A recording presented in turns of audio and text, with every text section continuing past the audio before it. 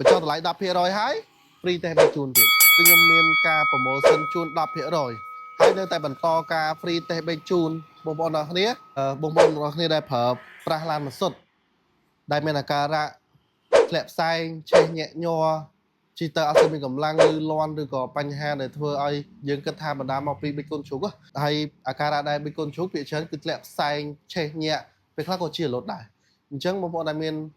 អាការៈបែបហ្នឹងអាចអញ្ជើញមក AK យើងបានដោយសារតែយើងមកឆែកភ្លាមគឺយើងមានក្រុមការងារជាងគាត់ដោះសវិសដោះដាក់ហើយយើងមានម៉ាស៊ីនតេស្តផ្ទាល់នឹងទៀតអានេះគឺជាម៉ាស៊ីនដែលយើងតេស្តកូនជ្រូកហើយមួយនេះគឺជាម៉ាស៊ីនដែលយើងតេស្តប៊ិចគឺមានតំណែងយើងតេស្តមកតំណែងគឺ MMF នេះបងប្អូនដែលចូលមកគឺ check up សាកឡានបងប្អូនទាំងនេះហើយសវិសដោះជួនហើយគឺតេស្តនៅនឹងកន្លែងភ្លាមៗមកហើយបន្ទាប់ពីក្រុមការងារជាងដែលធ្វើការដោះប៊ិចយើងអាចតេស្តនៅលើ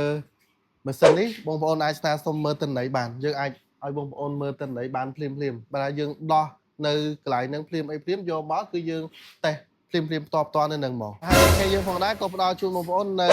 សេវាកម្មគុណភាពនិងទំនុកចិត្តទៅដល់បងប្អូនទាំងគ្នាដែល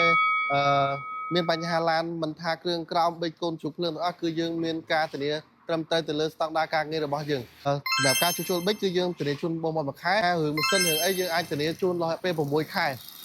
ចឹងបងប្អូនដែលមានបំណងចង់មកទទួលសេវាកម្មឬក៏ check up នៅ AK អាចអញ្ជើញមកបាន